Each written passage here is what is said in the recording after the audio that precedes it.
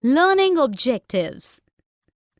After studying this module, students will be able to understand presentation of data, learn about different types of presentation of data, know about textual presentation of data, learn about tabular presentation of data, know different types of tabular presentation of data, know about parts of a table, discuss geometric diagrams, explain types of bar diagrams.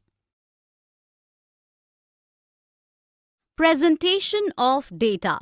Introduction. We have learnt so far how to collect and organize data. Generally, the data is in large volume, so it needs to be put in precise and a form which is presentable. Let us learn how to make large volume of data look more compact and presentable. Types of data presentation. There are three ways to present data: textual or descriptive presentation, tabular presentation, diagrammatic presentation. Let us discuss them one by one. Textual presentation of data. In this presentation of data, the data is described within the text. This type of data presentation is suitable when we don't have to deal with large quantity of data. Drawback of textual presentation of data. The main drawback of this presentation of data is that to comprehend data, one needs to go through the complete data. But this method helps users to emphasize on certain points of presentation. Tabular presentation of data.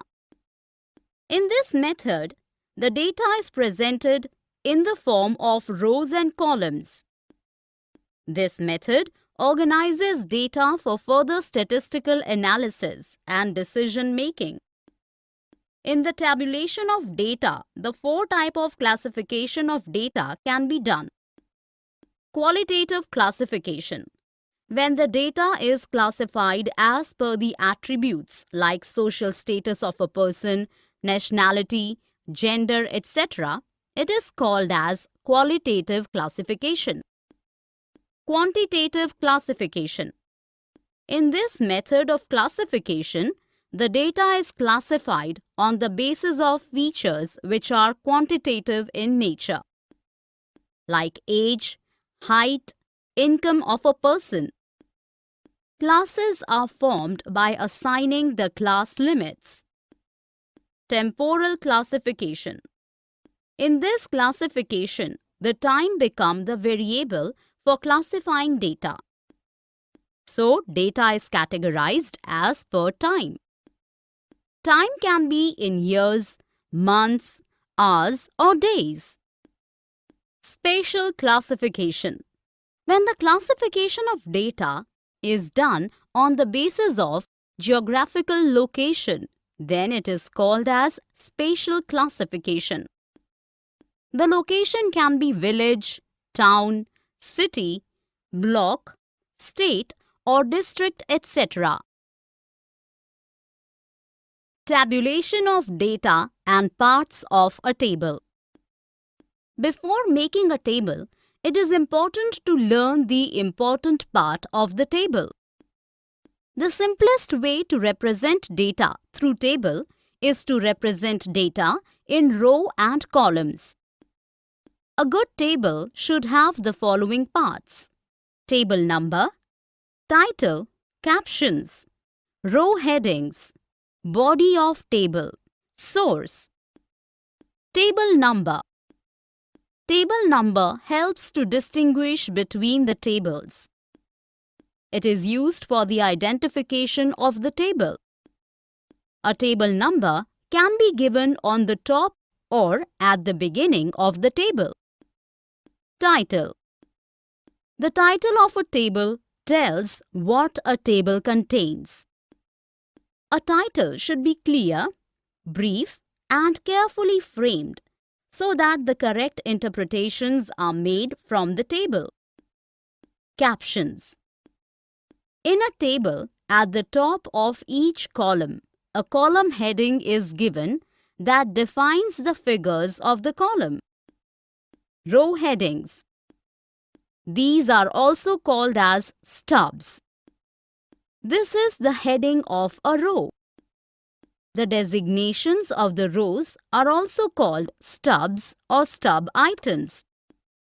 Body of table. It holds the actual data of the table. Location of any one figure or data in the table is fixed and determined by the row and column of the table. Source. It is a statement or phrase that shows the sources of data which is presented in the table. It is usually written at the bottom of the table. Diagrammatic presentation of data. This method provides the effective and quick understanding of the actual data as compared to textual or tabular presentation of data. This method of representation of data translates highly abstract ideas into more comprehensible form. The diagrams are more effective in presenting data. Types of diagrams. The important diagrams that can be used are geometric diagram, frequency diagram, arithmetic line graph. Let us discuss these diagrams one by one. Geometric diagram. Bar diagram and pie diagram come in this category. The bar diagram are of three types: simple bar diagram, multiple bar diagram, and component bar diagrams. Bar diagram. Simple bar diagram. Bar diagram is a collection of rectangular bars which are located at equal space and are of equal width and describes each category of data. Height or length of the bar describes the magnitude of data. The lower end of the bar touches the base line such that the height of a bar starts from the 0 unit. The data for bar diagram can be of frequency or non-frequency type. In non-frequency type data, a particular feature like production, yield, population, etc. at various points of time or of different states are depicted through corresponding bars of the respective heights according to the values to construct the diagram. Bar diagrams are used both for frequency and non-frequency type variables and attributes. Discrete variables like family size, spots of a dais, grades in an examination, and attributes such as gender, religion, caste, country, etc. can be represented by bar diagrams. Types of bar diagram. Multiple bar diagram. These diagrams are used for comparing two or more than two sets of data. For example, income and expenditure or import-export for different years, etc. Component bar diagram. The component bar diagrams are also known as charts, are used to compare the sizes of different parts and also shows relationships among different parts. A component bar diagram shows the bar and its subparts into two or more components. For example, the bar might show the total population of children in the age group of 6 to 14 years. The component bar diagram are generally represented in shaded form. Pie diagram. A pie diagram is a circle whose area is proportionally divided among the components and shows as percentage to total. The circle in pie chart is divided into as many parts by drawing straight lines from the center to the circumference. Frequency diagram. Frequency diagrams represent the data that are in the form of grouped frequency distributions.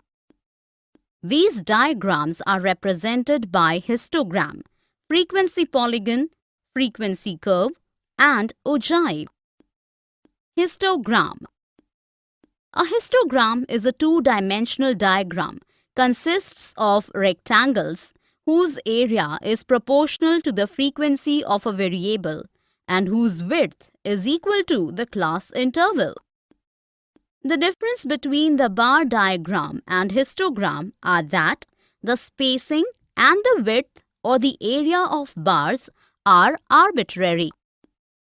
A single vertical line could have served the same purpose as a bar of same width. Moreover, in histogram, no space is left between two rectangles. But in a bar diagram, some space must be left between consecutive bars.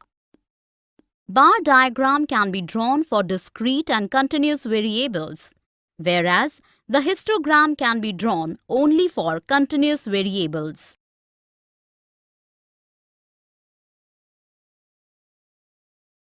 Types of frequency diagrams. Frequency polygon. It is a plane diagram bounded by straight lines. It contains 4 or more lines. It is an alternative to histogram, but can be fit on a histogram to study the shape of curve. The easiest method to draw a frequency polygon is to join the midpoints of the top side of the consecutive rectangles of the histogram. When we compare two or more distributions plotted on the same axis, frequency polygon is likely to be more useful since the vertical and horizontal lines of two or more distributions may coincide in a histogram. Frequency curve. This curve can be drawn with a smooth freehand curve passing through the points of the frequency polygon as closely as possible. It is not necessary that this curve pass through all the points of the frequency polygon. Ogive. It is also known as cumulative frequency curve. As there are two types of cumulative frequencies, for example, less than type and more than type, so there are two ogives for any grouped frequency distribution data. In this, cumulative frequencies along y-axis against class limits of the frequency distribution are plotted. Arithmetic line graph. It is also called as time series graph. In this graph, time is plotted against x-axis and variables along y-axis. A line graph by joining these plotted points is called arithmetic line graph. This graph helps to understand the trend, periodicity, etc. in a long-term time series data. Summary. Let us summarize what we have learned in this module. In textual presentation, the data is described within the text. This type of data presentation is suitable when we don't have to deal with large quantity of data. In tabular presentation, the data is presented in the form of rows and columns. When the data is classified as per the attributes like social status of a person, nationality, gender, etc., it is called as qualitative classification. In quantitative, the data is classified on the basis of features which are quantitative in nature, like age, height, income of a person. When the classification of data is done on the basis of geographical location, then it is called as spatial classification. A table title should be clear, brief, and carefully framed so that the correct interpretations are made from the table. Diagrammatic presentation method of data translates high abstract ideas into more comprehensible form. Bar diagram is a collection of rectangular bars which are located at equal space and are of equal width and describes each category of data. Multiple bar diagrams are used for comparing two or more than two sets of data. A pie diagram is a circle whose area is proportionally divided among the components and shows as percentage to total. Frequency diagrams represent the data that are in the form of grouped frequency distributions. A histogram is a two-dimensional diagram, consists of rectangles whose area is proportional to the frequency of a variable and whose width is equal to the class interval. Frequency polygon is a plane diagram bounded by straight lines. It contains four or more lines. It is an alternative to histogram but can be fit on a histogram to study the shape of curve.